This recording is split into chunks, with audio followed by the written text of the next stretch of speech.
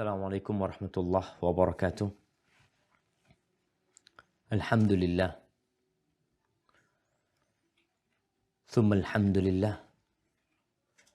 Thumma alhamdulillah. Alladhi bini'matihi tatimmu salihah. Segala puji bagi Allah. Kemudian segala puji itu bagi Allah. Dan selama-lamanya pujian itu hanya milik Allah. Yang dengan nikmatnya kebaikan-kebaikan menjadi sempurna. Allahumma salli wa sallim. Wazid wa barik wa an'im ala sayyidina wa maulana Muhammadin. Wa ala alihi wa ashabihi ajma'in. Ya Allah, semoga salawat, salam, berkah dan nikmat-Mu senantiasa Engkau curahkan untuk hamba kekasih-Mu. Untuk baginda Nabi kita Muhammad alaihi salatu wassalam. Untuk manusia terindah yang pernah Allah ciptakan di muka bumi ini. Bab nomor 41. Kita mengkaji kitab Tauhid. Di antara bab yang berkaitan dengan tauhid adalah bab syukur. Banyak di antara manusia yang tidak pandai bersyukur kepada Allah Azza wa Jalla. Bahkan kalau kita lihat, di antara target iblis ketika dia minta kepada Allah Azza wa Jalla agar ditangguhkan umurnya, dia ingin menggoda manusia untuk melakukan salah satu tindakan yang cukup besar. Yaitu tidak bersyukur kepada Allah Azza wa Jalla. Dia mengatakan, وَلَا تَجِدُ أَكْثَرَهُمْ شَاكِرِينَ. Ya Allah, Engkau akan dapatin kebanyakan manusia itu tidak bersyukur. Di antaranya dia melakukan kesyirikan. Dikasih nikmat sama Allah Azza wa Jalla. Bahkan tidak ada satupun nikmat yang ada pada diri kita, yang ada pada diri jamaah pada saat ini, yang ada pada anak-anak kita, yang ada pada orang tua kita, yang ada di sekitar kita, semuanya, yang besar, yang kecil, yang kita ketahui, yang tidak kita ketahui. Allah mengatakan, وَمَا بِكُمْ مِنْ نِعْمَةٍ فَمِنَ اللَّهِ. Tidak ada satupun nikmat yang ada pada diri kalian melainkan itu dari Allah Azza wa Jalla.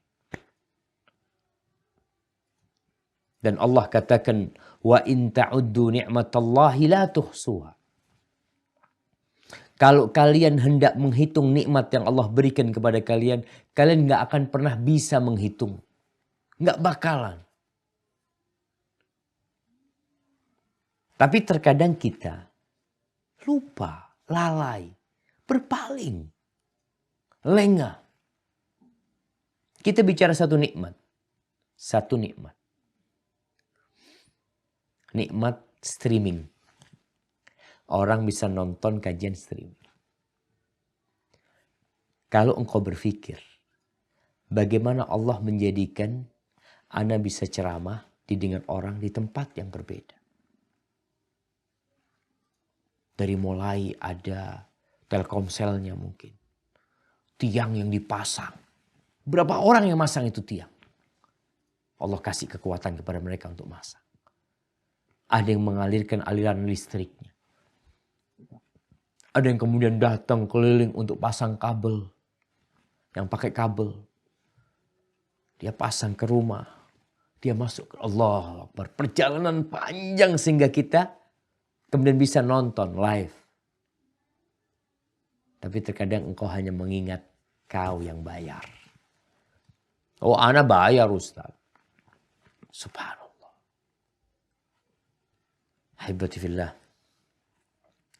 Kenapa Rasul sallallahu alaihi wasallam berdoa, Allahumma a'inni ala zikrika wa syukrika wa husni ibadati. Ya Allah, bantulah hamba untuk mengingatmu. Mentauhidkan Allah Azza wa Jal dan tidak melakukan kesyirikan. Bersyukur kepadamu. Mentauhidkan Allah Azza wa Jal dan tidak menyekutukan Allah. Karena dia adalah bentuk pengingkaran terbesar kepada nikmat yang Allah berikan dan melakukan kesyirikan. Udah dikasih nikmat sama Allah Azza wa Jalla, dia lupa.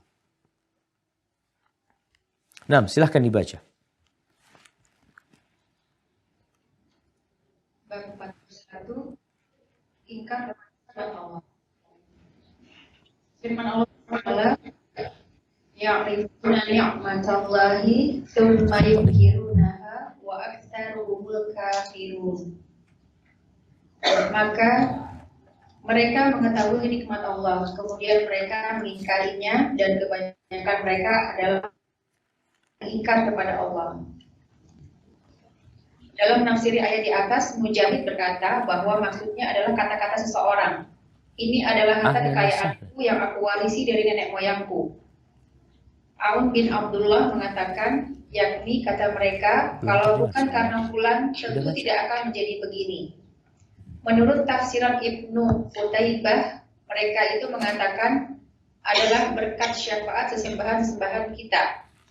Abu al-Abbas setelah mengupas hadis yang diriwayatkan dari Zaid bin Khalid yang isinya Allah Ta'ala berfirman, pagi ini di antara hamba-hambaku ada yang beriman kepadaku dan ada pula yang kafir dan seterusnya. Sebagaimana telah disebutkan di atas, ia mengatakan, hal ini banyak terdapat dalam Al-Quran maupun As-Sunnah. Allah Subhanahu wa ta'ala mencela orang yang berbuat syirik kepadanya dengan menisbatkan nikmatnya kepada selainnya. Di antara kaum salaf ada yang mengatakan, yaitu seperti kata mereka, anginnya enak, nahkodanya tangkas dan sebagainya, yang sering keluar dari ucapan orang banyak. Barakallahu fiik. Baik. Ingkar terhadap nikmat Allah. Ini masuk dalam tauhid. Jadi kalau bicara bab tazkiyatun nafas, ketika kita mengajak orang untuk bersyukur kepada Allah, tema kajian asyukur. Sejatinya tema itu berkaitan dengan tauhid. Berkaitan dengan mengesahkan Allah sebagai al-mun'im. Allah yang memberikan nikmat. Bukan siapa saja. Allah sering ingatkan orang tua.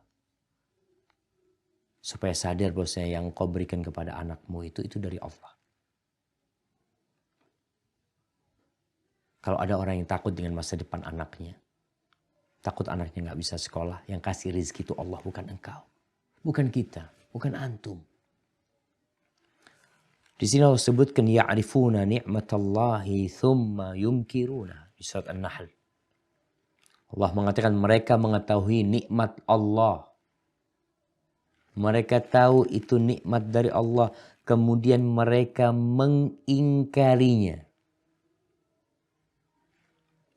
Mujahid rahimahullahu ta'ala, salah satu murid dari Abdullah bin Abbas radhiyallahu ta'ala anhu, yang dia mengatakan sudah pernah menyetorkan Al-Quran ini kepada Abdullah bin Abbas beberapa kali dan diberhentikan di setiap ayat. Dia kepingin tahu apa maknanya. Gimana orang-orang itu mereka mengetahui nikmat Allah kemudian mereka mengingkarinya. Beliau mengatakan, qala Mujahid ma ma'nahu huwa qaulur rajuli hadza mali warithuhu an abai. Di antara makna dari mengingkari nikmat yang Allah berikan, sedangkan dia tahu tuh nikmat dari Allah, adalah mengatakan ini adalah harta kekayaanku yang aku warisi dari nenek moyangku. Jadi jamaah, kalau bicara berita, boleh aja engkau memberitakan. Dapat dari mana mobil ini? Oh, dikasih ayah. Boleh. Tapi ketika engkau menisbatkan nikmat itu kepada selain Allah Azza wa Jalla, ini yang bermasalah. Jadi dia itu bukan menginformasikan tapi menisbatkannya. Artinya, oh ini dari orang tua aku ini kekayaan. Di sini hati harus dijaga. Sejatinya orang itu ditanya dapat dari mana mobil, dapat dari mana rumah ini. Engkau dapat duit dari mana? Dikasih sama ayah. Tapi sejatinya engkau harus ingat yang ngasih Allah Azza wa Jalla. Kalau kita bicara sebab, Banyak sebab di dunia ini yang Allah memang jadikan itu sebab. Tapi sebab itu tidak akan bisa memberikan manfaat kecuali Allah berkehendak. Kalau kita bicara warisan, Allah jadikan orang tuanya kaya. Supaya juga kita sadar kekayaan itu dari Allah Azza wa Jalla. Jangan seperti Qarun. Qarun kenapa dia kemudian ditelan oleh bumi? Ketika dia mengatakan innama utituhu ala ilmin indi. Aku nih dikasih ilmu seperti ini, dikasih kekayaan seperti ini, bisa sukses, jadi bisa menjadi orang paling kaya di masa kaum Nabi Musa alaihissalam. Ala ilmin indi, karena ada ilmu yang aku milikin. Dia berkata seperti itu. Menisbatkan kepada ilmu yang dia miliki. Kepada dirinya. Ujub. Akhirnya fakhasafna bihi wa bidarihil ard. Maka kalau bicara tauhid, kita harus menjaga lisan kita. Jangan sembarangan berbicara.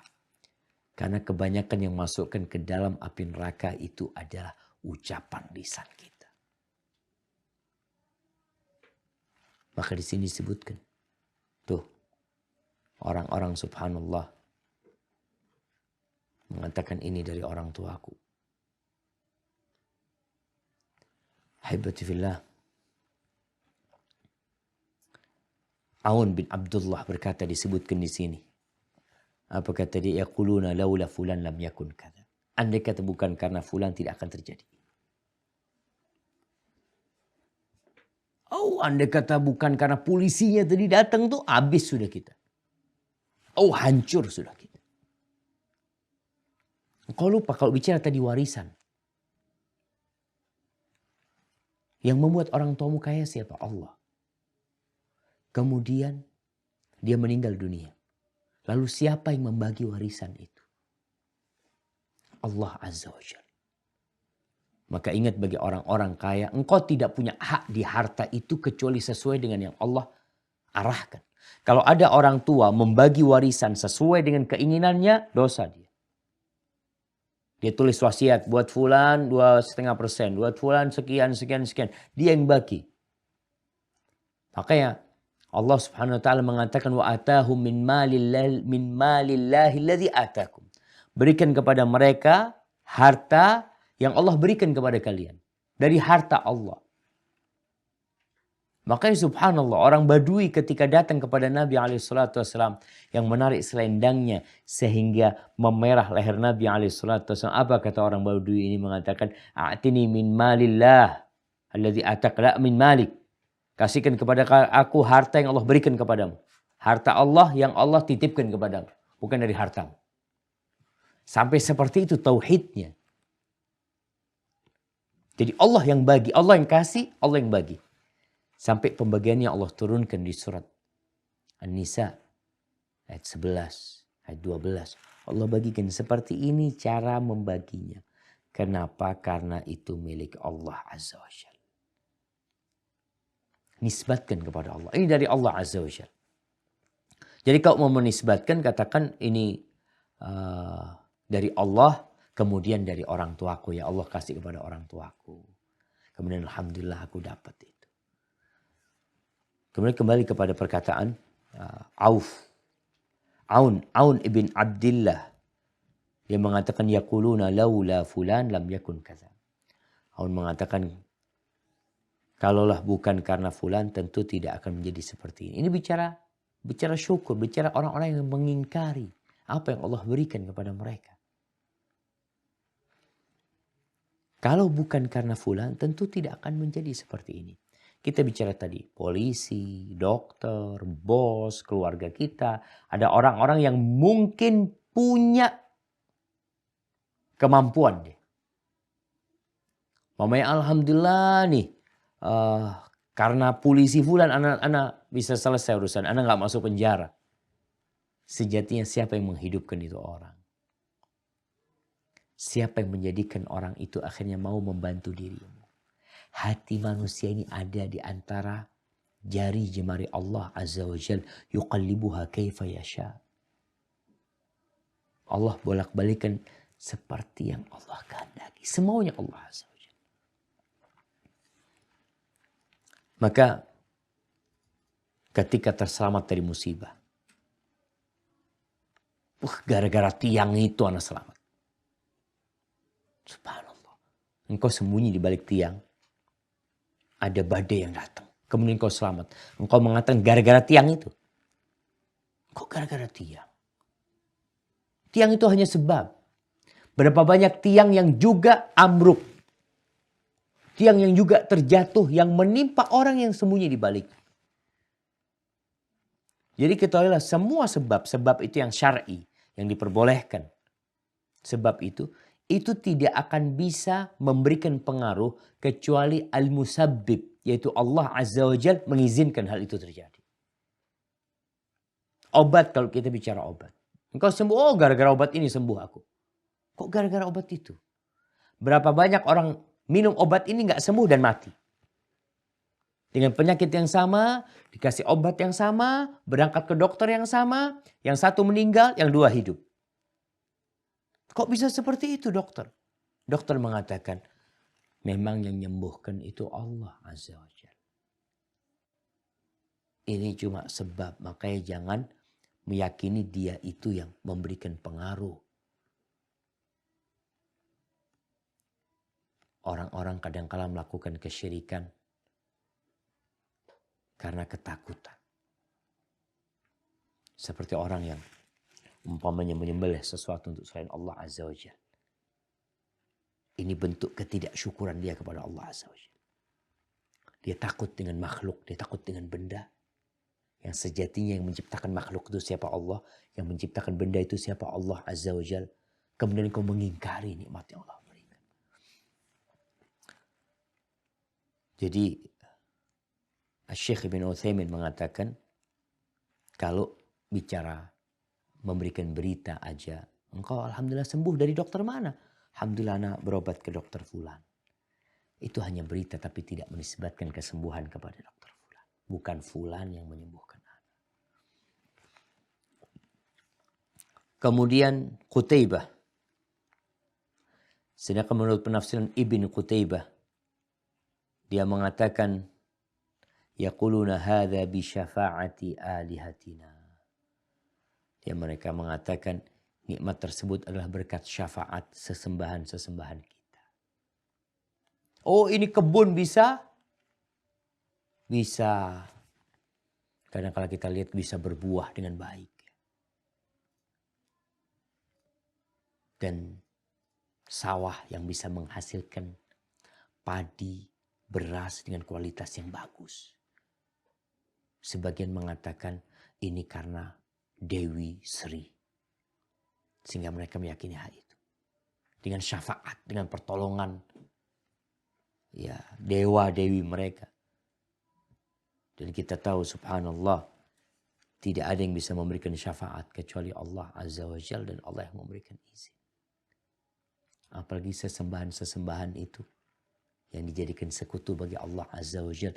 Gimana engkau memohon kepada mereka? Ini masih ada jamaah. Banyak manusia yang seperti itu. Menisbatkan nikmat kepada selain Allah Azza wa Jalla. Syekh bin Utsaimin rahimahullahu ta'ala beliau mengatakan, ketika seorang menisbatkan nikmat itu karena syafaat, karena pertolongan dari dewa-dewi mereka, sesembahan-sesembahan mereka, yang pertama di sini ada dua kesalahan besar. Kesalahan pertama adalah syirik.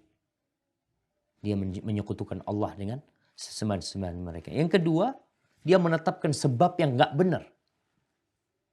Mereka tidak bisa menurut, kalau kita bicara, mereka tidak bisa menumbuhkan tumbuh-tumbuhan. Kalau bicara ikan di laut, yang mungkin orang meyakini di situ ada Nyai Roro Kidul. Pertanyaannya, apakah Nyai Roro Kidul memang bisa mendatangkan ikan? Apakah bisa mendatangkan badai? Apakah bisa menolak bala? Tidak sejatinya. Tapi mereka tetapkan hal itu. Yang kedua, menyekutukan Allah Azza wa Jalla. Kalau bicara sebab yang syar'i, kita bicara obat. Allah menjadikan kesembuhan dalam sebuah obat. Dalam madu. Allah jadikan kesembuhan di sana. Kita minum madu alhamdulillah sembuh. Sebabnya sahih. Tapi nisbatkan nikmat itu kepada Allah Azza wa Jalla dengan mengatakan alhamdulillah, alhamdulillah. Ana minum madu subhanallah alhamdulillah. Allah sembuhkan ana. Jadi nisbatnya kepada Allah Azza wa Jalla. Kemudian berkaitan dengan ucapan Abul Abbas. Di sini disebutkan waqala Abul Abbas ba'da hadis Zaid bin Khalid. Abul Abbas yakni Syekhul Islam Ibn Taimiyah rahimahullahu taala, setelah beliau mengupas hadis yang diriwayatkan dari Zaid bin Khalid yang di dalamnya terdapat firman Allah di dalam hadis qudsi yang berbunyi asbaha min ibadi mu'minun bi wa kafir. Ini berkaitan dengan bab yang pernah kita bicarakan tentang turunnya hujan.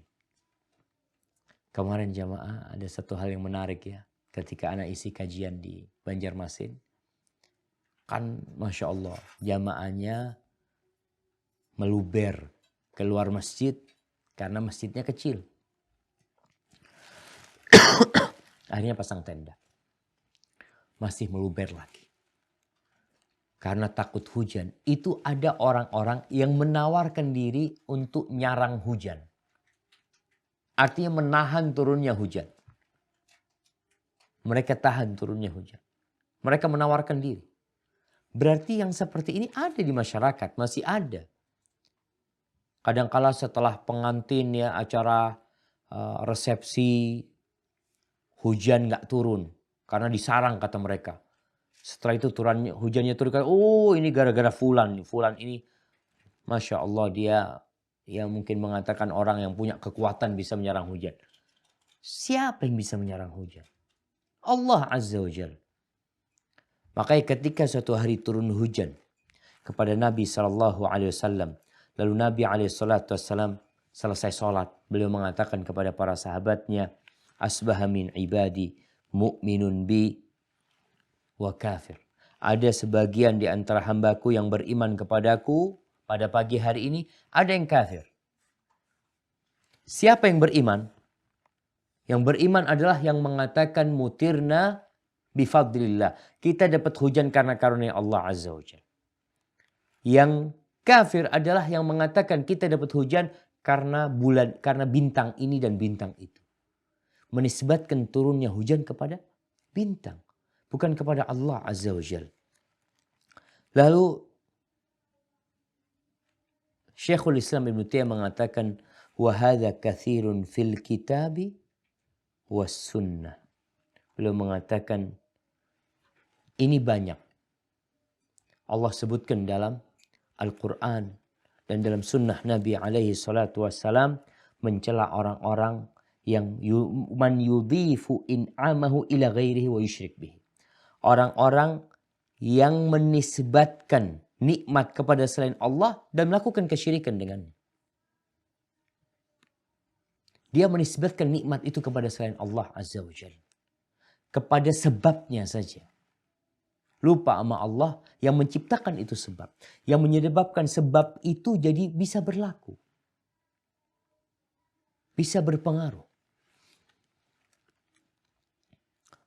Kemudian ada satu hal yang perlu dikaji tentang berkaitan dengan sebab ini. Syekh bin Utsaimin mengatakan Allah Jalla Jalaluh yang menciptakan sebab-sebab ini. Maka engkau wajib mensyukuri Allah dan menisbatkan nikmat itu kepada Allah Azza wa Jalla. Yang kedua, bahwa sebab itu la yu'athir. Qad la yu'athir. Sebab itu bisa jadi dalam satu kondisi tidak akan berpengaruh. Tidak memberikan dampak. Sebagaimana Nabi SAW mengatakan, Laisa sanah bi an la tumtaru. Walakinna sanah an tumtaru wa tumtaru wa la tunbitul ardu syai'an. Beliau mengatakan paceklik itu bukan hanya kalian tidak diberi hujan. Orang kan ketika bicara, ya Allah musim kering sekarang ini Ustaz. Tanah terbelah, tanah pecah-pecah. Sehingga para petani nggak bisa bercocok tanam. Dan pasokan makanan berkurang. Sebagian binatang mati. Bagian orang pun mati. Nabi SAW menjelaskan bahwasanya paceklik itu bukan kalian tidak diberi hujan. Walakinna sana antum taru wa tumtaru. Akan tetapi paceklik itu bisa jadi karena kalian diberi hujan. Kemudian kalian diberi hujan lagi. Wala tunbitul ardu syai'an. Dan bumi tidak menumbuhkan sesuatu apapun. Sejatinya kita tahu Allah Azza wa Jal menyebutkan dalam banyak ayat di Al-Quranul Karim. Ya. Contohnya yang di surat Al-Baqarah. Surat Al-Baqarah. Coba dibaca. Ayat 22.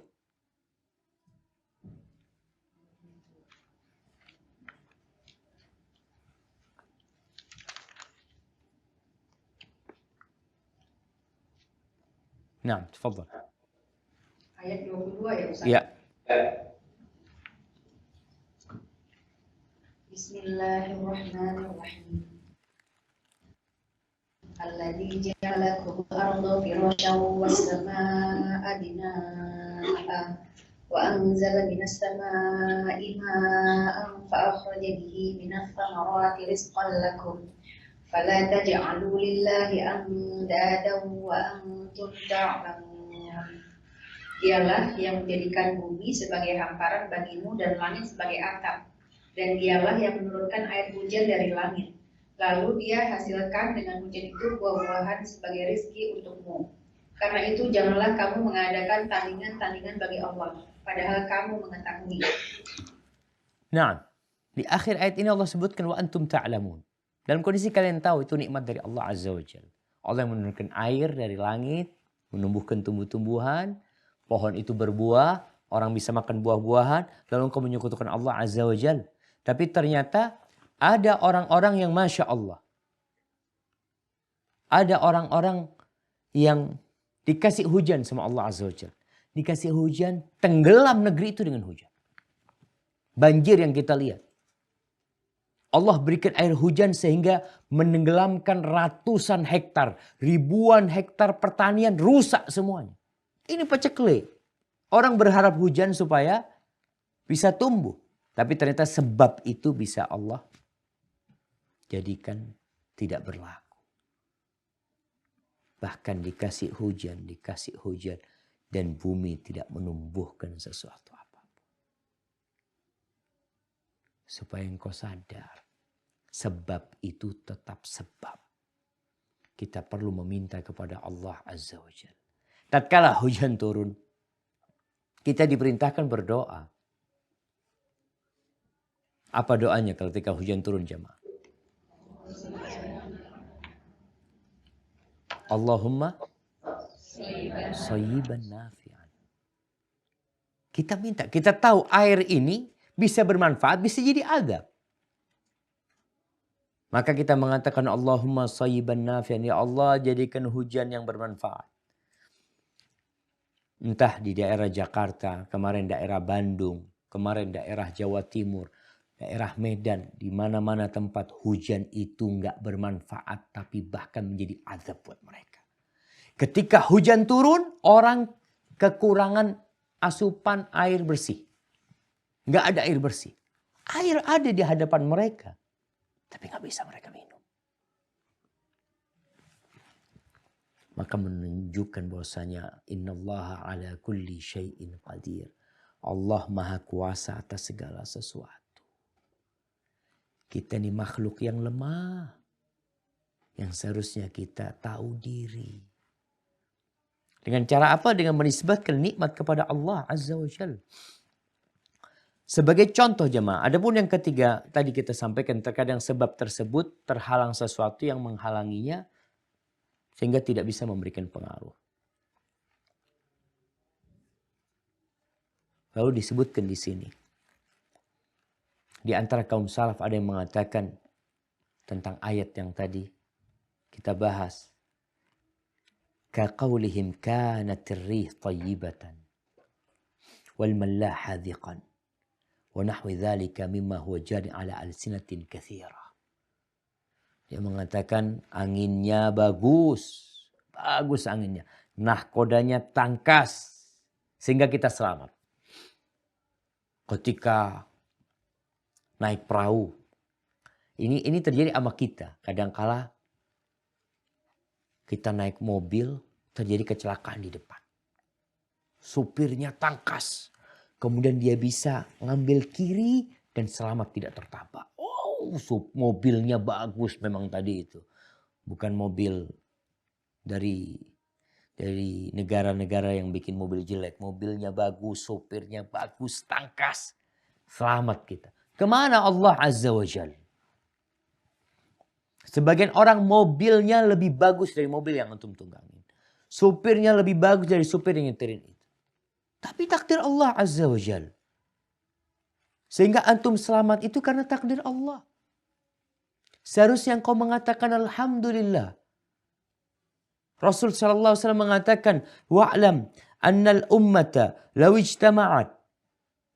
Allahu akbar jamaah. Anda jadi ingat sama pemilu yang sekarang semua sedang berusaha mati-matian untuk memenangkan calon. Apa saja dikerjakan. Sebagian melakukan kecurangan. Sebagian takut dicurangi. Yang ini hendak melakukan kecurangan, yang lainnya takut dicurangi. Ingat Allah Azza wa Jal. Ingat dengan sabda Nabi SAW. Wa'lam annal ummata law ijtama'at ala an yanfa'uka bi syai'in lam yanfa'u illa bi syai'in qad kataballahu lak. Ketahuilah andai kata umat manusia semuanya bersatu padu. Penduduk Indonesia bersatu padu. Bekerja sama dengan penduduk dari berbagai negeri. Amerika, Cina, semua bersatu padu. Untuk memberikan manfaat kepadamu. Infa'u. Dengan sesuatu yang mereka ingin berikan kepadamu. Lam yanfa'u. Mereka gak akan bisa memberikan manfaat kepadamu. Kecuali sesuatu yang sudah Allah tetapkan. Dan sebaliknya. Wa in ijtama'u ala an yadurruka bi syai' lam yadurruk illa bi syai'in qad katabahu Allah 'alaik. Usaha taib engkau silahkan berusaha tapi tetap ingat yang menentukan Allah Azza wa Jalla. Andai kata seluruh umat manusia semuanya berkumpul bersatu padu untuk memberikan bahaya kepadamu, untuk membunuhmu, untuk menyakitimu, untuk melukai keluargamu, untuk menurunkanmu dari sebuah jabatan. Untuk membuatmu berhenti dari jabatan. Untuk di PHK. Mereka berkumpul. Tapi Allah gak berkehendak. Maka itu tidak akan pernah terjadi. Maka orang-orang yang mengatakan karena angin. Oh karena anginnya bagus. Inilah selamat mereka. Subhanallah. Coba.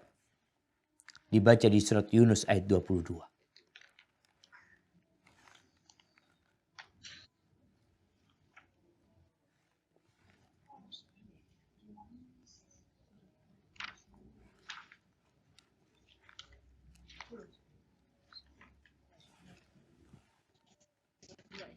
Yunus ayat 22.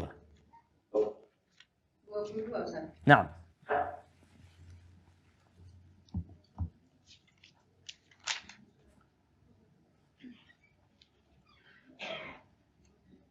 Bismillahirrahmanirrahim. Walladzi yusayyirukum fil barri wal bahri hatta idza kuntum fil fulki wajarayna bihim birihin tayyibatin wa farihu biha ja'atha rihun hasifun wa ja'ahumul mawju min kulli makanin wa ظنوا أنهم أحيط بهم دعوا الله أحيط بهم دعوا الله مخلصين له الدين لئن أنجيتنا من هذه لنكونن من الشاكرين. Dialah Tuhan yang menjadikan kamu dapat berjalan di daratan dan berlayar di lautan. Sehingga ketika kamu berada di dalam kapal dan meluncurlah kapal itu membawa mereka, orang-orang yang ada di dalamnya, dengan tiupan angin yang baik. Dan mereka bergembira karenanya. Tiba-tiba datanglah badai dan gelombang menimpanya dari segenap penjuru. Dan mereka mengira telah terkepung bahaya. Maka mereka berdoa dengan tulus ikhlas kepada Allah semata, seraya berkata, sekiranya Engkau menyelamatkan kami dari bahaya ini, pasti kami termasuk orang-orang yang bersyukur. Subhanallah, kita lihat nih. Dari awal Allah mulai ayat-ayat ini dengan mengatakan huwallazi yusayyirukum fil barri wal bahri. Dia menjadikan kalian bisa berjalan di daratan ini dan berlabuh di lautan, itu Allah Azza wa Jalla. Kemudian Allah sebutkan tentang kondisi manusia ketika mereka berlabuh di atas lautan. Ketika mereka mendapatkan angin yang bagus, mereka senang, aman insya Allah. Allah kirimkan badai sama dia. Artinya yang membuat angin itu bagus Allah Azza wa Jalla. Nelayan tidak bisa. Nahkoda tidak bisa. Dia hanya bisa menyetir, menahkodai kapalnya. Tapi kalau Allah hendak menenggelamkan, Allah tenggelamkan. Dan bagaimana satu kejadian Allah kirimkan badai kepada mereka. Datang ombak, waja'ahumul maut min kulli makan. Mereka yakin mereka akan hancur, terkepung bahaya dari semua arah. Mereka berdoa kepada Allah, mukhlisina lahuddin. Mengikhlaskan doa. Ini orang musyrik jamaah. Mereka mengikhlaskan doa karena tahu berhala tidak akan bisa menyembuhkan mereka. Nggak bisa minta sama angin. Na'udzubillah min dzalik ya. Kita dulu kalau astagfirullahaladzim, sekarang lagi musim layangan di Jember ini. Layang-layang tuh. Dulu kita kalau ngelihat nggak ada angin yang bertiup. Daun-daun pohon semua berhenti bergerak. Lalu kita meminta angin. Mengatakan bersiul ya. Tutut angin, angin. Subhanallah. Seharusnya anak itu diajarin tauhid. Kalau nggak ada angin, minta sama Allah Azza wa Jalla yang mengirimkan angin. Bukan memohon kepada angin. Tuh orang-orang ketika dikepung dengan ombak dan mara bahaya yang datang dari semua arah, mereka mengatakan dengan penuh keikhlasan. Maka kalau bicara syarat doa yang pertama itu ikhlas, yakin hanya Allah. Lupa dengan segala ketergantungan selain Allah Azza wa Jalla. Lain anjaitan ya Allah, kalau Engkau selamatkan kami min hadhihi. Dari perkara ini, lanakunanna minasyakirin. Mereka bicara kami akan menjadi orang-orang yang bersyukur. Karena mereka tahu tauhid itu puncaknya adalah mensyukuri Allah Azza wa Jalla. Menisbatkan nikmat kepada selain Allah adalah bentuk tidak bersyukur. Sebagian ulama mencontohkan bicara nikmat yang Allah berikan kepada kita. Kalau ada, kita punya teman. Anda punya teman. Umpamanya Ustadz Badrus Salam. Ustadz Badrus Salam kirim orang untuk memberikan hadiah kepada Anda. Dia kasih hadiah. Ini Ustadz, hadiah dari Ustadz Badrus Salam. Lalu Anda mengatakan kepada yang membawa, makasih banyak ya, jazakallah khair, Allah ibarik fi. Kita puji-puji itu orang yang mengirim barang itu. Kita lupa dengan yang kirim hadiah sama Anda, lupa sama Ustadz Badrus yang kirim hadiah. Ini termasuk bentuk kurang ajar. Lupa diri. Dia itu hanya mengantarkan. Dia itu hanya memberi, bukan memberi, menyampaikannya. Sekarang contohnya lebih banyak lagi. Ketika antum dapat parcel. Subhanallah, parcel itu dikirim lewat lewat kurir macam-macam. Ada JNE, ada macam-macam lah, kita tahu ada Tiki, dia kirim. Ketika datang kiriman parcel itu, subhanallah, Bagus banget. Apakah antum akan terima kasih kepada bagian pengiriman yang mereka hanya terima jasa? Mengatakan jazakallah khair, makasih ya udah dikasih ya. Dia akan ketawa-ketawa ngelihat antum terima kasih begitu besarnya kepada dia. Lalu dia mengatakan, maaf mas, saya cuma ngirim. Kalau mau terima kasih sama yang ngasih lah. Ini bicara nikmat Allah Azza wa Jalla. Kemudian setelah ayat 22 itu, Allah mengatakan, falamma anjahum idahum yabghuna fil ardi bighairil haqq. Ketika Allah selamatkan mereka, ternyata mereka membuat kerusakan di muka bumi ini dengan tanpa alasan yang benar. Lalu Allah katakan, ya ayuhan nas, innama baghyukum ala anfusikum. Wahai umat manusia, kezaliman yang kalian lakukan itu kepada diri kalian sendiri. Jadi kalau ada orang jahat, ada orang melakukan keburukan, melakukan makar, melakukan penipuan, sejatinya dia sedang ngerjain diri sendiri. Supaya kita sadar, Allah tuh gak butuh dengan ibadah kita. Allah juga gak butuh antum bersyukur kepada Allah Azza wa Jalla. Kezaliman yang antum lakukan akan kembali kepada diri antum. Lalu Allah mengatakan, mata'ul hayatid dunya, ini kehidupan dunia yang hanya sebentar. Thumma ilayna marji'ukum fanunabbi'ukum bima kuntum ta'malun. Kalian akan kembali kepada kami.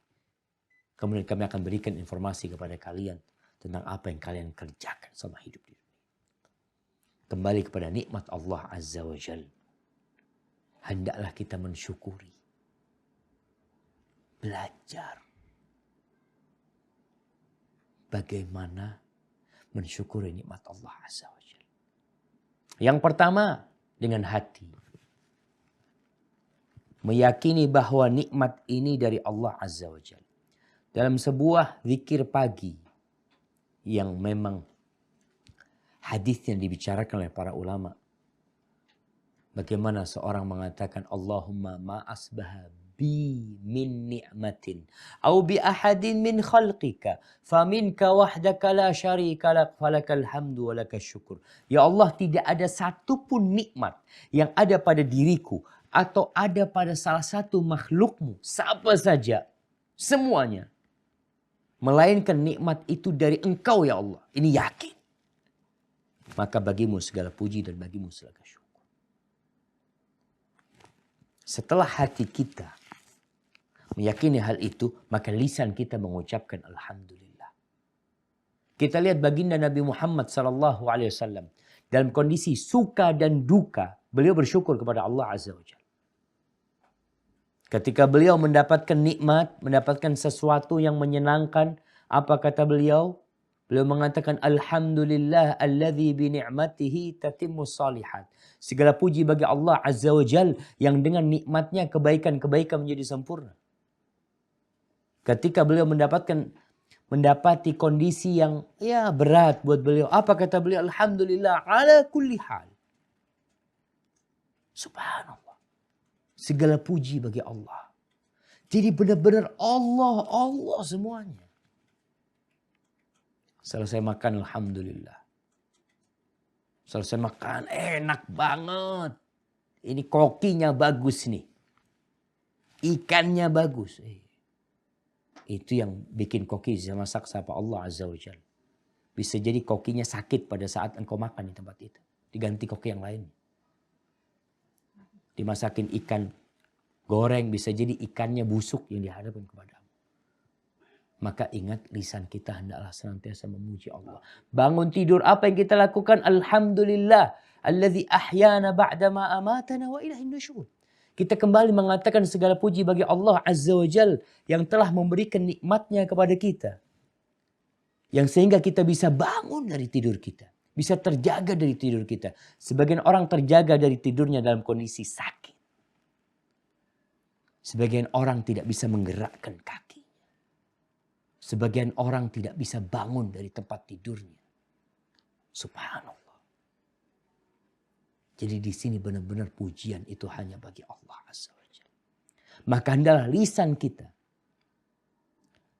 menjaga dari ucapan-ucapan yang tidak pantas kita ucapkan. Oh ini gara-gara dokternya ini. Gara-gara sopirnya ini. Kalau bukan karena sopirnya kita udah masuk ke jurang mungkin. Kemana Allah Azza wa Jal? Yang dia ala kulli syai'in qadir. Yang kalau dia hendak memberikan innama amruhu idza arada syai'an an yaqula lahu kun fayakun. Itu Allah Azza wa Jalla. Engkau minum obat. Sebagian orang berangkat pijat ke tempat fulan, terapi ke tempat fulan, pindah dari satu dokter ke dokter lain yang nggak sembuh-sembuh. Kemudian dengan akhir dokter dia sembuh. Lalu ditanya, kamu kok bisa sembuh? Oh ini gara-gara dokter fulan aku sembuh. Aku udah keliling ke dokter mana-mana gak sembuh. Kena fulan sembuh. Kok kena fulan sembuh? Manis syafi. Allahumma anta syafi. La shifa'a illa shifa'uka. Shifa'an la yughadiru saqaman. Allah yang memberikan kesembuhan yang tidak meninggalkan penyakit.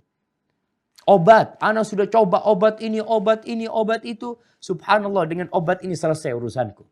Mana Allah Azza wa Jal jaga lisanmu. Ini termasuk bentuk syukur hamba kepada Allah Azza wa Jal. Dengan tidak menisbatkan nikmat kecuali kepada Rabbul Alamin. Kemudian yang ketiga. Menggunakan nikmat tersebut. Untuk keridhaan Allah Azza wa Jal. Artinya sebagian orang subhanallah. Hanya mengatakan Alhamdulillah, Alhamdulillah, Alhamdulillah. Tapi kerjaannya tidak menunjukkan kalau dia bersyukur kepada Allah Azza wa Jal. Seperti orang-orang musyrikin. Mereka mengatakan, kalau kami diselamatkan dari ombak dan badai tersebut. Kami akan menjadi orang-orang bersyukur. Itu ucapan lisan. Tapi buktinya perbuatan. Allah katakan mereka membuat kerusakan di muka bumi. Nggak bersyukur kepada Allah atas nikmat yang Allah berikan. Maka gunakan nikmat itu untuk ketaatan. Allah mengatakan kepada keluarga Nabi Daud, "I'malu ala Dawud syukra wa qalilun min ibadiyasy syakur." Wahai keluarga Daud, kalian beramallah sebagai bentuk syukur. Salat itu sebagai bentuk syukur. Memohon kepada Allah itu sebagai bentuk syukur. Berdoa Ustaz, minta sama Allah, bermunajat kepada Allah sebagai bentuk syukur hamba. Iya. Karena Allah nggak ingin kita minta kepada selain Allah Azza wa Jalla. Maka kalau tadi kita sampaikan bahwasanya ketika bab yang dibahas, bab syukur, itu masuk kepada pembahasan babut tauhid. Mentauhidkan Allah Azza wa Jalla. Karena ada orang yang dikasih sapi sama Allah, dipotong sapinya, kepalanya diberikan kepada lautan. Dikasih ayam sama Allah, potong ayam, ayamnya kepalanya dipotol, tambahin nasi, disesajikan kepada selain Allah Azza wa Jalla. Dikasih beras sama Allah Azza wa Jalla, dibikin beras itu sesuatu, kemudian dia sesajenkan kepada selain Allah Azza wa Jalla. Perbuatan dia menunjukkan kalau dia tidak mensyukuri nikmat yang Allah berikan. Dan Allah katakan, wa qalilun min ibadiyasy syakur. Sedikit dari hambaku yang pandai bersyukur. Maka berdoalah. Orang yang umur 40 tahun. Apa kata Allah Azza wa Jalla? Coba dibuka di surat Al-Ahqaf. Ayat 15. Surat Al-Ahqaf ayat 15.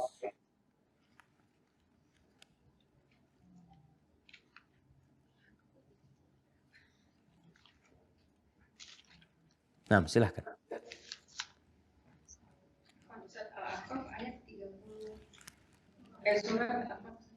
Ayat 15 ya.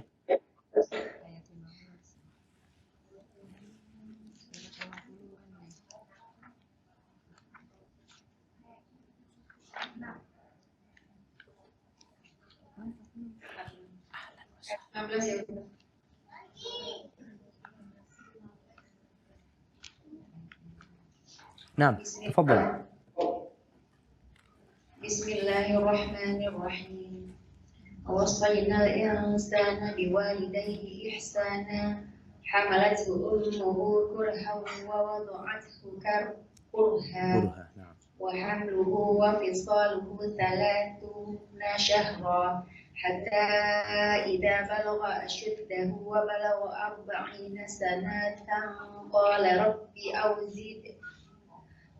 رب أوزعني أن أشكر نعمتك التي أنعمت علي وعلى والدي وأن أعمل صالحا ترضاه وأصلح لي في ذريتي إني تبت إليك وإني من المسلمين. Dan kami perintahkan kepada manusia agar berbuat baik kepada kedua orang tuanya. Ibunya telah mengandungnya dengan susah payah dan melahirkannya dengan susah payah pula. Masa mengandung sampai menyapihnya selama 30 bulan, sehingga apabila dia atau anak itu telah dewasa dan umurnya mencapai 40 tahun, dia berdoa, ya Tuhanku, berilah aku petunjuk agar aku dapat mensyukuri nikmat-Mu yang telah Engkau limpahkan kepadaku dan kepada kedua orang tuaku, dan agar aku dapat berbuat kebajikan yang Engkau ridhoi, dan berilah aku kebaikan yang akan mengalir sampai kepada anak cucuku. Sungguh aku bertobat kepada Engkau dan sungguh aku termasuk orang muslim. Masya Allah, kita lihat nih, Allah Azza wa Jal memerintahkan kepada kita berbuat baik kepada orang tua sebagai bentuk syukur. Anak bersyukur kepada orang tuanya gimana? Berbakti kepada kedua orang tuanya. Diingatkan oleh Allah Azza wa Jal bahwa peran orang tua sangat besar sekali, bahkan peran seorang ibu. Hamalathu ummuhu kurhan wa wada'athu kurha. Gimana ibu itu hamil itu anak? Bagaimana ibu itu melahirkan anak itu? Hamil dan menyapihnya selama 30 syahra, 30 bulan. Lalu Allah sebutkan ketika anak ini tumbuh besar ya, orang tuanya yang membesarkan, yang membiayainya, sukses dia sampai umur 40 tahun. Apa yang dikatakan hamba ini? Bersyukur. Dia berdoa mengatakan, Rabbi auzi'ni an ashkur. Ya Allah, bantulah hamba untuk mensyukuri nikmat yang kau berikan. Alladzi an'amta alayya wa ala walidayya. Nikmat yang kau berikan kepada hamba dan kepada kedua orang tua hamba. Dia menisbatkan nikmat itu semuanya kepada Allah. Tidak kepada orang tuanya saja. Karena kita tahu semuanya dari Allah Azza wa Jalla. Aku bisa kayak gini bukan karena orang tuaku. Karena Allah Azza wa Jalla yang kasih nikmat kepada orang tuaku. Maka ini bentuk tauhid hamba kepada Allah Azza wa Jalla. Tahu orang tua sebagai sebab. Tapi tetap al-musabbib huwallah Azza wa Jalla. Allah yang menjadikan kita memiliki dua orang tua yang soleh. Sebagian orang tua nggak peduli sama anaknya. Sebagian orang tua menzalimi anaknya, membuang anaknya. Tapi kita dapat orang tua yang baik-baik. Subhanallah, alhamdulillah. Allah yang kasih itu. Kemudian, wa an a'mala salihan. Beramal soleh. Ini termasuk bentuk syukur. Ya Allah, bantulah hamba untuk mensyukuri nikmat yang kau berikan kepada hamba. Dan dengan beramal soleh. Cukup hal itu? La. Perbaiki anak keturunan hamba ya Allah. Minta lagi sama Allah. Nggak ada lagi orang yang sombong ketika tahu dia lemah dan semuanya dari Allah. Oh, saya didik anak-anak saya, Ustadz. Saya yang menyekolahkan mereka. Saya yang membiayai mereka. Saya. Aina Allah yang kasih rizki dan kasih petunjuk kepadamu. Maka jangan melakukan hal itu lagi. Jaga lisan kita. Sebagai bentuk mensyukuri nikmat Allah Azza wa Jal. Inni tubtu ilaika wa inni minal muslimin. Jangan sampai seperti yang kita baca di surah An-Nahl ayat 83. Ya'rifuna ni'matallah thumma yunkirunaha. Mereka tahu, mereka faham itu nikmat dari Allah. Kemudian mereka mengingkarinya dengan menisbatkannya kepada selain Allah Azza wa Jal. Hadza wallahu a'lam bishawab. Kita baca tentang faedah-faedahnya. Silakan.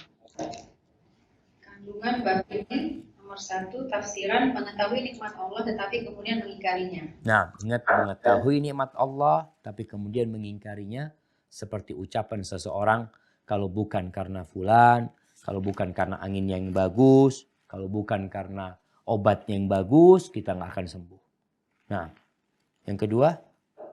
Yang kedua, perbuatan tersebut sering terjadi dalam ucapan orang banyak karena itu harus dihindari. Nah, ini yang kita lihat. Banyak orang mengucapkan hal itu remeh. Tadi kita sampaikan, Syekh Ibn Utsaimin rahmatullah alaih menyebutkan, kalau seorang itu menginformasikan, rumah dari mana ini dapat antum? warisan dari orang tua. Sekedar memberikan informasi, tapi bukan menisbatkan nikmat kepada orang tua. Karena sejatinya Allah yang memberikan hal itu. Maka nggak ada masalah. Tapi tetap kalau bisa kita katakan alhamdulillah, ini semua dari Allah Azza wa Jal. Aku warisin dari orang tua rumah ini. Maka itu akan lebih beradab seorang ketika mengatakan itu. Karena Rasul SAW pernah mengatakan, laula ana lakana fid darkil asfali minan nar, ketika berbincang tentang pamannya Abu Talib. Kalau bukan karena aku, tentulah dia berada di tingkatan yang paling bawah dari neraka. Tapi karena Nabi memberikan syafaat, kemudian berada fi dhahtahin minan nar, dia menjadi orang yang paling ringan azabnya, walaupun otaknya harus mendidih. Na'udzubillah minan nar. Baik, yang selanjutnya. Ketiga, ucapan seperti ini disebut sebagai mengingkari nikmat Allah. Nah, dan yang terakhir.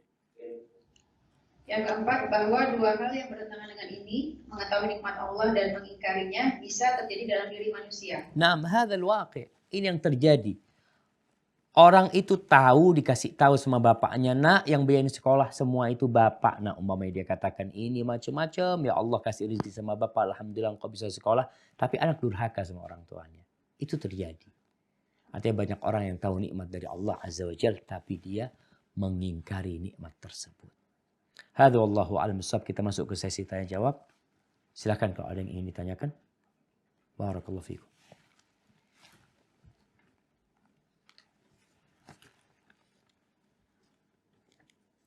Nah,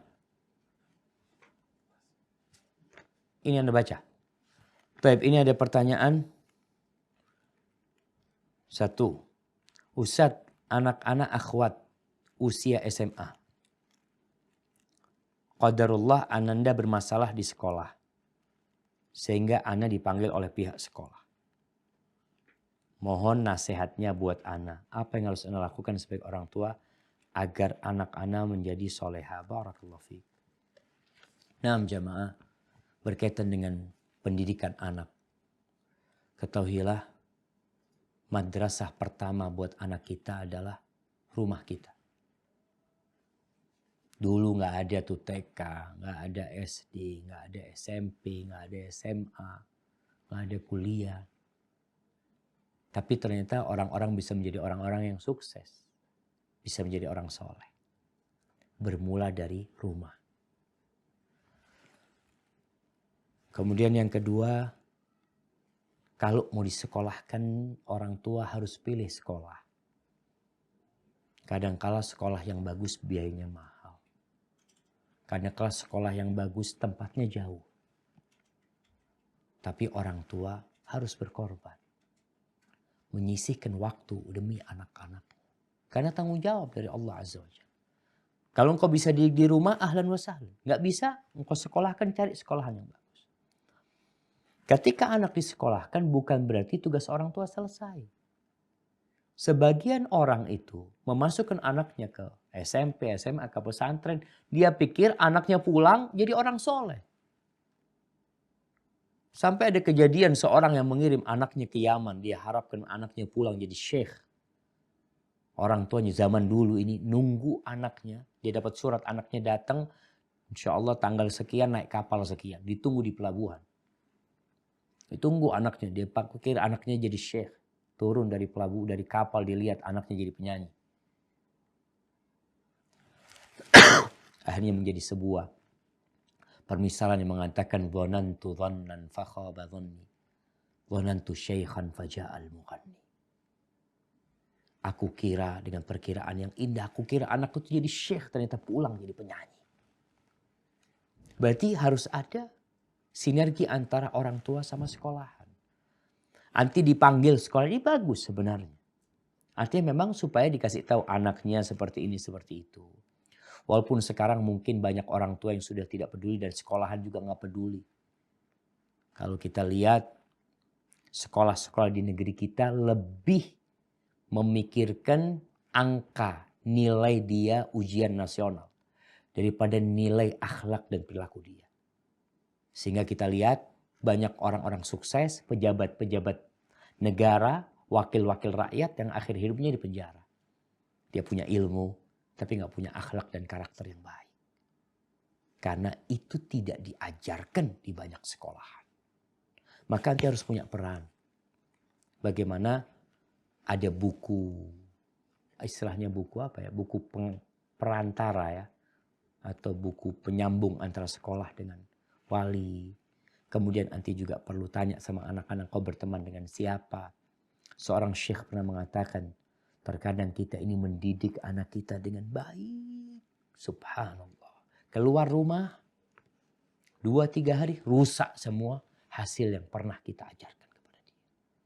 Karena pengaruh lingkungan, salah satu lingkungan adalah sekolahan yang perlu kita pilihkan buat dia. Yang terakhir berdoa. Jangan pernah putus asa berdoa. Terus berdoa. Doanya seorang ibu, doanya bapak itu dikabulkan oleh Allah Azza wa Jal.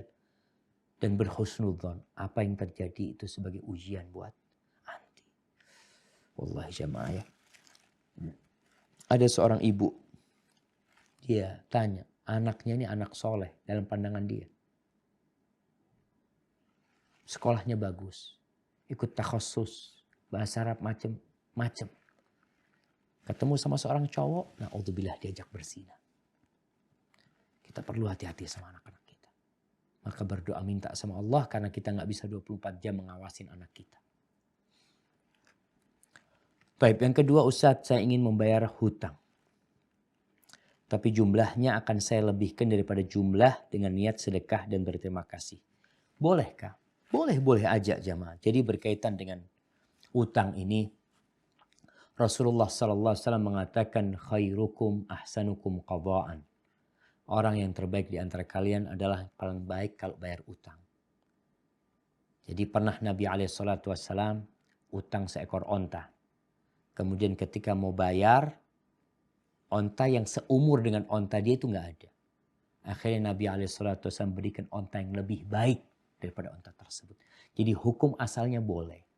Asalkan tidak riba. Tidak riba gimana? Di sini sebagian ulama mengatakan, kalau di kampung tersebut biasa riba. Jadi orang itu kalau pinjam mesti ada lebihnya. Kalau tidak ada lebihnya tidak dipinjemin lagi. Ini pertanda bahwasanya ada riba terselubung.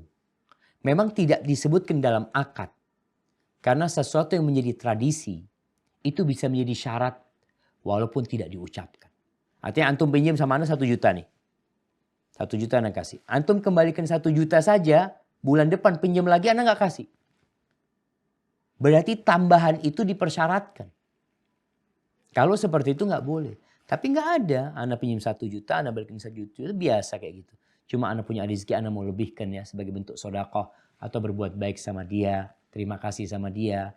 Karena kadangkala ya dibelikan ini itu asalkan memang tidak ada riba yang sudah menjadi kesepakatan bersama. Walaupun tidak diucapkan, maka nggak ada masalah insya Allah. Jadi hukum asalnya boleh. Kita melebihkan yang itu memang tidak disebutkan dalam akad, itu boleh. Barakallahu fikum. Pertanyaan ketiga. Beberapa waktu yang lalu ada keluarga yang sakit. Dan melakukan salah satu metode pengobatan syirik. Yang baru kami sadari. Apa yang harus kami lakukan Ustaz? Subhanallah jamaah ya. Allah mengatakan. Fa'lam annahu la ilaha illallah. Wastaghfir li dzambika. Ketahuilah. Bahwasanya tiada yang berhak disembah kecuali Allah Azza wa Jalla. Dan beristighfarlah engkau atas dosa-dosa. Dari ayat ini Imam Bukhari menyimpulkan sebuah bab dalam kitab sahihnya.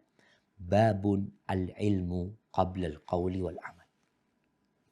Berilmu terlebih dahulu sebelum berucap dan beramal. Terus bagaimana sekarang? Orang-orang kadang-kala berobat. Orang kalau sakit itu terus terang. Ana merasakan sendiri. Dia akan cari obat kemanapun. Dan dimanapun. Sebagian lupa dengan syariat. Yang penting sembuh. Sehingga cara-cara kesyirikan, ritual-ritual kesyirikan. Ada yang suruh potong ayam hitam. Ada yang suruh pakai bunga ini. Ada yang suruh bermalam hari di tempat ini. Macam-macam. Dia lakukan hal itu demi untuk kesembuhan. Padahal yang menyembuhkan Allah Azza wa Jal. Terus bagaimana kalau dia sudah terjebak dalam pengobatan, ya ada model kesyirikan, memohon kepada selain Allah Azza wa Jal, melakukan ritual ibadah untuk selain Allah Azza wa Jal, maka bertobat. Bertobat ya. Banyak-banyak mengatakan la ilaha illallah. Kemudian beristighfar, berazam untuk tidak ngulangin. Dan kalau kita tahu orang ini ya berbahaya untuk masyarakat yang lainnya, bagaimana kita punya peran menyampaikan kepada orang-orang untuk berhati-hati dengan fulan. Dulu ada pengobatan yang memindahkan penyakit dari manusia ke binatang. Ada. Ramai ketika itu. Sampai ada seorang dokter. Dokter ini sudah profesor mungkin ya. Dia punya kerabat mau berobat ke tempat kayak gitu. Dikatakan nggak boleh. Secara medis, secara akal nggak mungkin. Secara agama tidak diperbolehkan. Oh tapi ini sudah terbukti gitu loh. Akhirnya jamaah habis duit puluhan juta, ratusan juta.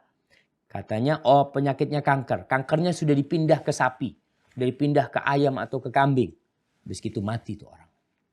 Dan memang ketika dicek nggak ada kankernya jamaah. Ini juga kerjanya jin. Dia berusaha untuk menutupin sehingga nggak ketahuan kok penyakitnya itu tetap ada. Ya, kembali memohon kepada selain Allah Azza wa Jalla. Hadza wallahu a'lam bissawab, maka hendaklah banyak beristighfar, mohon ampun kepada Allah Azza wa Jalla. Apalagi ketika itu dia tidak sadarin, semoga Allah mengampuni. Baik. Ustaz, diberikan kesempatan untuk Ikhwan untuk bertanya Ustaz. Silakan Ikhwan, mungkin ada yang mau bertanya. Gak ada? Belum ada. Ikhwannya udah pinter semua. Assalamualaikum Ustaz. Waalaikumsalam warahmatullahi wabarakatuh. Ini pertanyaannya dari jamaah beliau Qadarullah Mu'alaf Ustaz. Pertanyaannya adalah, Ustaz saya baru hijrah, suami saya takut kalau saya menuntut ilmu dan agamanya ekstrim dan salah memahami belajar agama. Apalagi dari kecil saya non-muslim. Yang kedua, orang tua saudara saya masih kafir.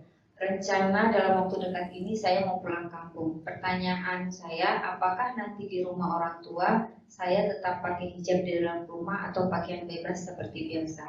Mohon nasihatnya Ustaz. Jazakumullah khair. Barakallahu fiik. Nah, yang pertama berkaitan dengan pertanyaan pertama, yaitu menghadapi suami, ini mu'alaf, menghadapi suami yang takut kalau istrinya belajar agama kemudian jadi ekstrim.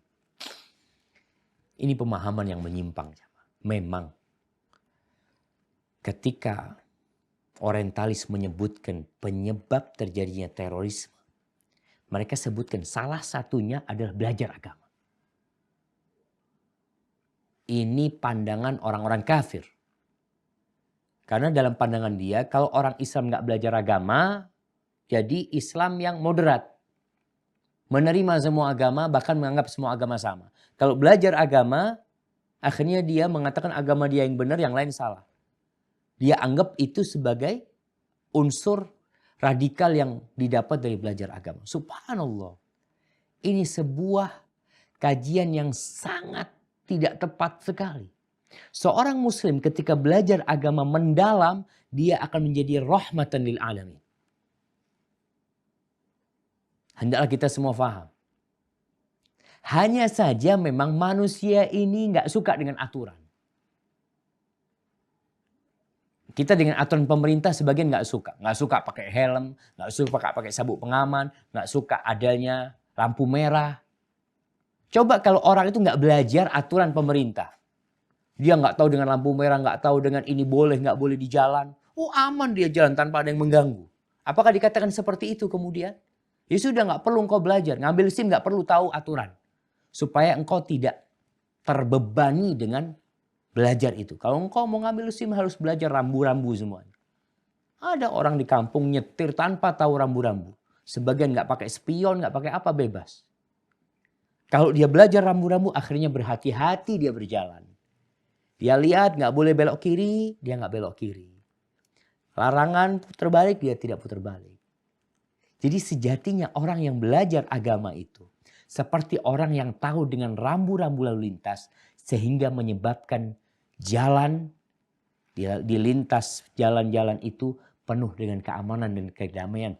Dia tidak mengganggu orang lain tidak terganggu dengan keberadaan dia. Seperti itulah aturan yang Allah berikan. Kalau seorang muslim belajar agama dengan benar, dia akan menyelamatkan dirinya, menyelamatkan akalnya, menyelamatkan agamanya, menyelamatkan hartanya, menyelamatkan semua yang dia miliki. Dan orang lain juga akan selamat dari diri dia. Maka Rasul SAW ketika berbincang tentang siapa seorang muslim. Al-muslim man salimal muslimun min lisanihi wa yadihi.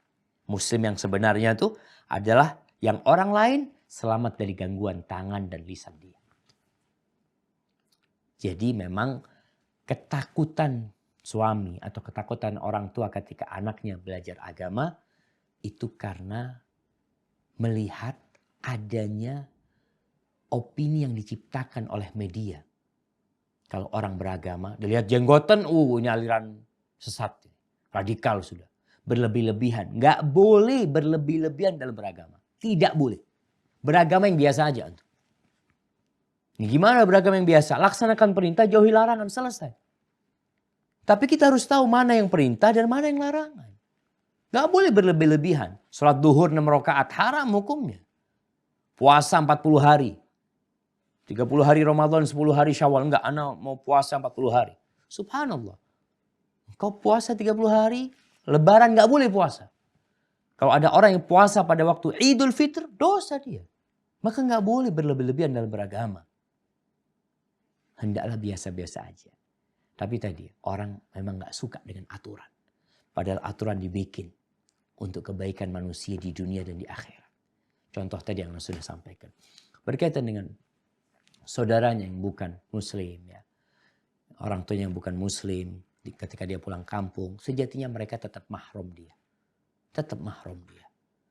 Jadi ya namanya mahram, kau boleh bersalaman dengan mereka, safar bersama mereka boleh, tapi ya tetap jaga diri. Takut ada orang-orang yang subhanallah ya, sebagian orang-orang kafir itu ketika tahu keluarganya masuk Islam dia akan menyakitinya, akan melecehkannya.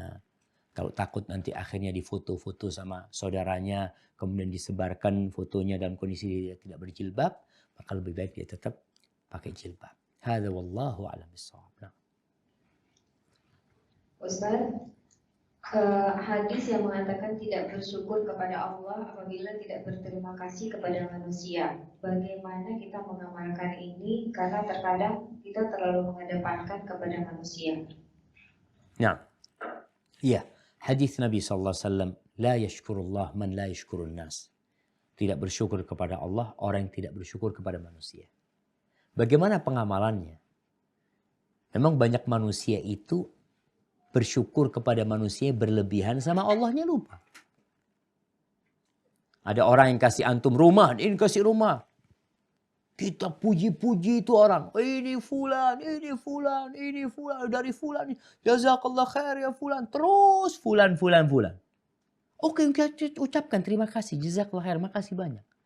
Tapi ketahuilah, siapa yang menggerakkan hati fulan? Kemudian dia mau memberikan rumah itu kepada. Siapa? Allah Azza wa Jalla. Seharusnya engkau minta bantuan ya Allah. Makasih ya Allah.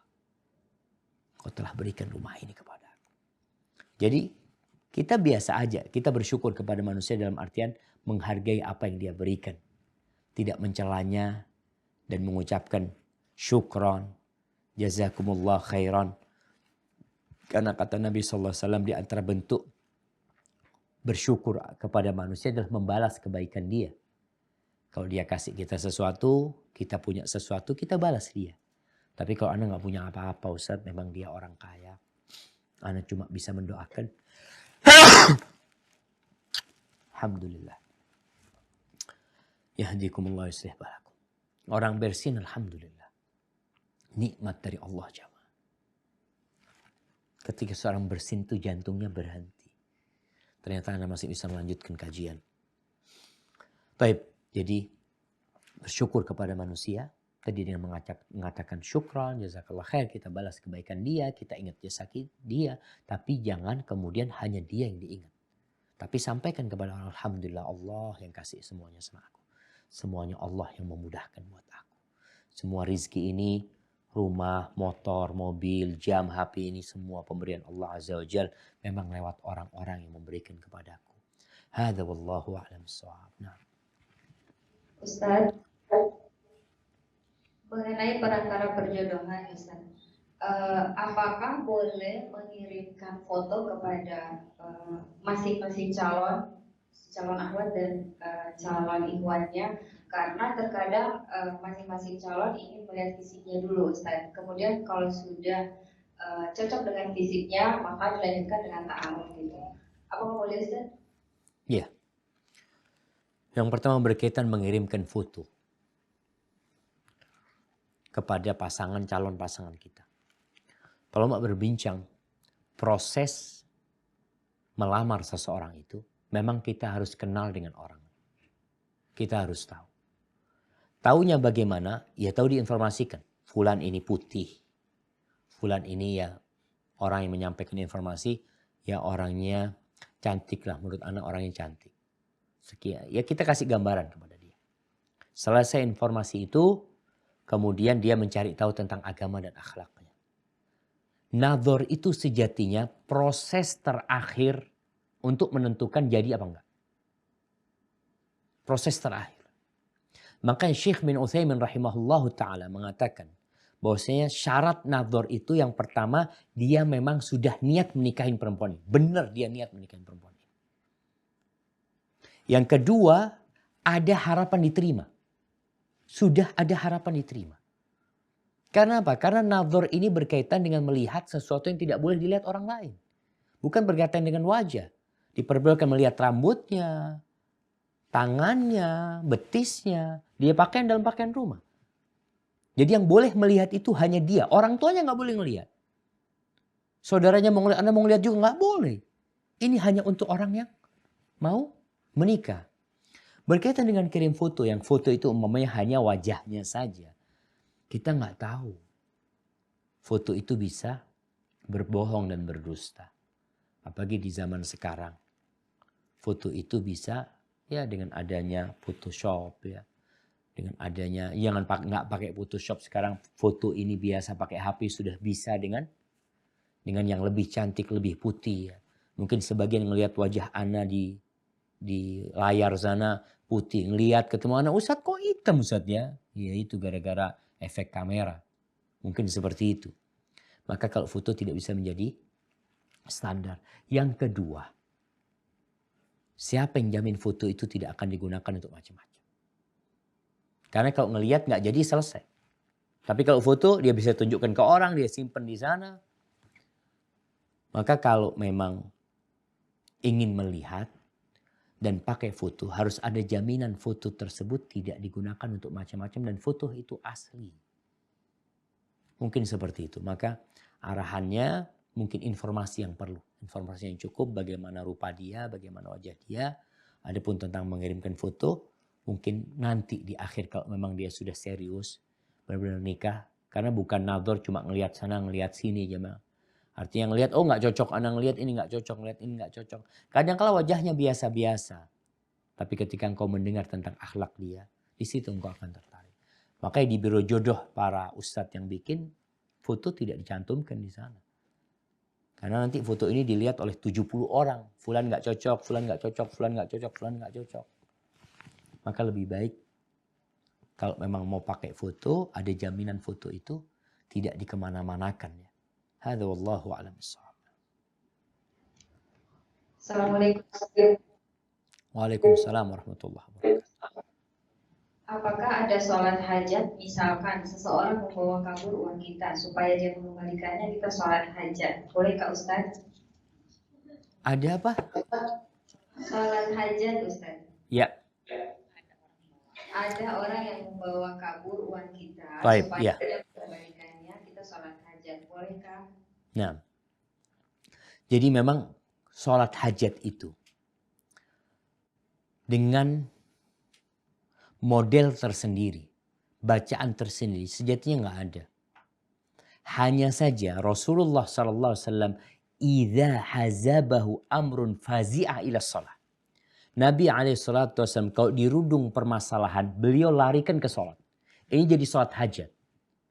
Ketika seorang punya permasalahan, anaknya sakit, uangnya hilang, mobilnya dibawa kabur, apa saja, kemana larinya? Larikan ke sholat. Jadi sholat yang ada hajatnya. Gimana sholatnya? Ya 2 rakaat sholat. Seperti sholat sunnah lainnya. Artinya itu sholat bukan karena hajat tersendiri. Engkau punya masalah yang besar, engkau sholat. Bahkan Allah memerintahkan, wasta'inu bis-sabri was-salah. Minta tolonglah kalian dalam menghadapi ujian-ujian itu. Permasalahan-permasalahan kalian dengan sabar. Dengan berpuasa. Was-salah dengan mendirikan sholat. Jadi akhirnya sholat itu ketika ada hajat yang kita hadapin, yang kita mauin. Maka kita melaksanakan sholat. Itu nggak ada masalah. Tapi bukan dengan bentuk dan model tersendiri.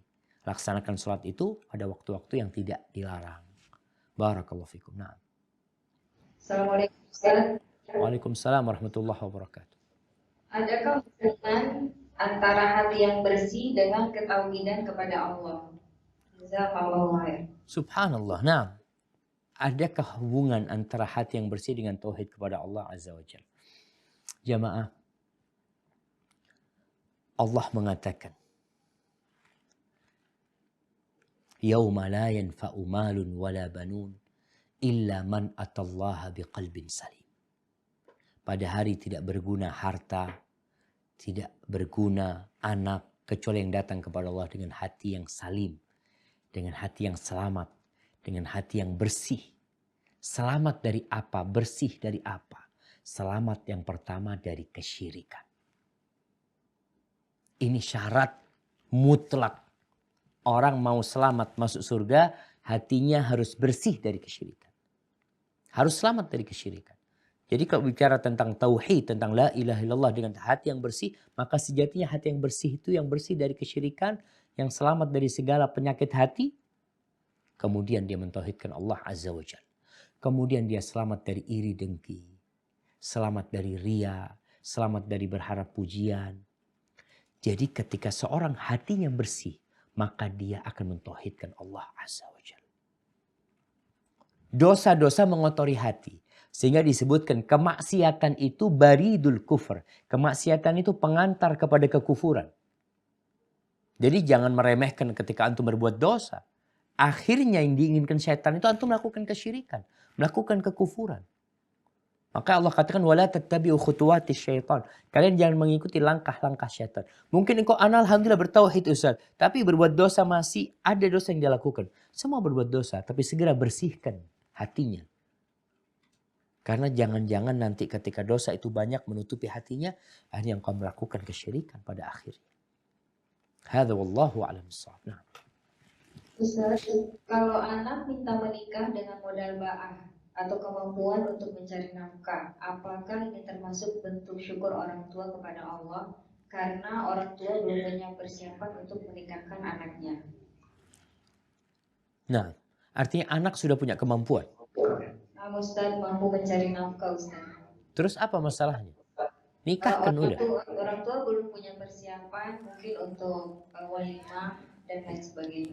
Jamaah, kita ini yang bikin ruwet pernikahan. Pernikahan ini hanya perlu apa? Perlu wali, 2 orang saksi, mempelai, kedua mempelai, mahar. Sudah cukup. Hanya saja walimah itu nggak wajib. Kalau mampu silahkan walimah. Sedangkan yang kita lihat di masyarakat ini mereka berlebih-lebihan dalam beragama akhirnya kalau Anda bicara. Mereka memberatkan diri mereka. Mereka harus utang sana, utang sini. Harus ngundang 1000 orang. Harus potong sapi, harus potong kambing. Akhirnya setelah pernikahan bingung orang tuanya. Kadangkala gara-gara tidak punya uang untuk walimah pernikahannya ditunda. Kadangkala gara-gara gedongnya masih belum disewa karena dipakai pernikahannya ditunda. Gara-gara tukang masaknya masih sakit ditunda. Kesian itu anak. Nikahkan itu anak. Walimah aulim walau bisya. Sesuai kemampuanmu. Nabi SAW pernah walimah nggak pakai daging. SAW. Walimahnya itu haisa. Kurma sama tepung dicampur sama minyak samin. Itu dimakan sudah bersama. Jadi walimah. Karena itu yang dimiliki seseorang. Sebagian pernikahan habis 100 juta. Ada yang habis 400 juta. Ada yang habis 2 miliar. Cerai setelah itu. Apalagi kalau dibalik walimah itu ternyata niatmu sudah nggak benar. Untuk menyombongkan diri. Untuk menunjukkan siapa engkau. Walimah yang aku undang 2000 orang. Mamanya. Enggak lah. Padahal yang diminta dari walimah itu adalah keberkahan. Undanglah orang-orang miskin. Makan di sana. Jadi nggak perlu. Kadang-kadang kan orang merasa nggak enak. Ustadz, ana waktu fulan nikah, ana diundang. Masa sekarang ana nggak ngundang fulan, kata dia. Loh, kalau memang kau nggak mampu. Memang masalah di kampung yang harus diperbaikin. Masalah sumbangan. Naruh duit itu harus kembalikan. Akadnya apa? Utang akadnya. Kalau engkau nyumbang lillahi ta'ala jangan harap balik. Allah akan kasih ganti 10 kali lipat, 700 kali lipat. Kalau engkau sedekah, engkau bantu saudaramu.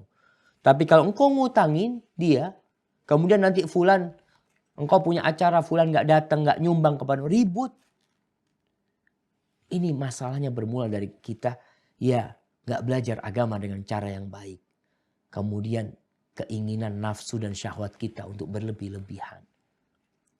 La taghlu fi dinikum ghairal haq. Kalian jangan berlebih-lebihan dalam agama ini dengan cara yang tidak benar. Oke, nikahkan kalau tadi sudah punya kemampuan, anaknya punya bisa memberikan nafkah, kemudian bisa memberikan mahar, kemudian dia punya mertua yang memang tahu diri, bukan tahu diri ya, yang baik hati. Yang mengatakan sudah kau nggak punya apa-apa, udah nanti kita ada sate Madura lewat, kita panggil jadi walimah buat kita. Panggil tetangga-tetangga, jamaah pulang masjid, yuk ke rumahku. Walimah buat aku. Terus makannya apa? Ada sate ayam, sate kambing. Panggil kita makan bersama, ini jadi walimah. Tidak perlu merepotkan diri dan merepotkan orang banyak. Dan menyiksa calon pengantin. Hadza wallahu a'lam bishawab. Assalamualaikum Ustaz. Waalaikumsalam warahmatullahi. Boleh tidak kita berdoa pada Allah pada saat sujud terakhir menggunakan bahasa Indonesia? Apakah dilafazkan atau dalam hati saja? Barakallahu fiik. Ya, berkaitan dengan doa ketika sujud. Ingat, bukan hanya di sujud terakhir. Rasulullah SAW mengatakan, فَإِذَا سَجَدْتُمْ فَأَكْثِرُوا فِيهِ مِنَ الدُّعَاءِ فَقَامِنٌ أَنْ يُسْتَجَابَ لَهُ. Apabila kalian sedang sujud, perbanyak doa. Karena harapan besar doa itu dikabulkan. Itu bukan hanya sujud terakhir. Jadi pengkhususan sujud terakhir juga tidak benar. Sujud kapan saja. Makanya kalau kita melihat sholatnya Nabi Muhammad SAW. Bagaimana sujudnya beliau panjang. Bukan sujud terakhir. Sujud pertama beliau panjang. Sujud kedua beliau panjang. Bahkan hampir sama seperti berdirinya SAW. Karena di situ dianjurkan berdoa, bukan hanya di sujud terakhir. Tapi kalau jadi imam, maka perhatikan makmumnya. Jangan mau sholat sendiri, panjang-panjang makmumnya, akhirnya ada yang keberatan. Kalau jadi makmum, juga nggak boleh berfakir diri sendiri. Engkau sedang sholat berjamaah, kalau imamnya Allahu Akbar, bangkit dari sujud, engkau harus bangkit. Adapun apakah berdoa dengan bahasa Indonesia ketika dalam sujud? Wallahu a'lam bishawab. Yang pertama, bacaan sholat nggak boleh dirubah dengan bahasa Indonesia. Subhana rabbiyal a'la menjadi subhana rabbiyal a'la. Adapun doa, para ulama beda pendapat. Bolehkah buat orang yang tidak bisa bahasa Arab untuk berdoa dengan bahasa Indonesia? Sebagian ulama memperbolehkan. Anda lihat orang-orang yang memang tidak mampu berbahasa Arab kemudian dia punya keinginan untuk berdoa. Silahkan dengan bahasa Indonesia. Dan bukan dalam hati. Kalau dalam hati bukan doa. Kalau dalam hati itu sesuatu yang terbetik dalam hati. Ini berkaitan dengan doa. Ingat, bukan merubah bacaan dalam bahasa Indonesia. Walaupun ada sebagian para ulama yang melarangnya. Hadza wallahu a'lam bishawab. Nah, semoga itu menjadi pertanyaan terakhir. Nah, Ustaz terakhir. Alhamdulillah. Baik, barakallahu fiik. Semoga apa yang kita kaji pada pagi hari ini bermanfaat buat kita, mengantarkan kita untuk menjadi orang yang bertakwa. Hadza wallahu a'lam bissawab. Apabila yang sampaikan benar itu dari Allah Azza wa Jal. Kalau ada yang salah dan kurang berkenan itu dari diri ana pribadi. Allah dan Rasul yang terbebaskan dari kesalahan itu. Allahumma a'inna ala dzikrika wa syukrika wa husni ibadatik. Subhanakallahumma bihamdika asyhadu an la ilaha illa anta astaghfiruka wa atubu ilaik. Wassalamualaikum warahmatullahi wabarakatuh.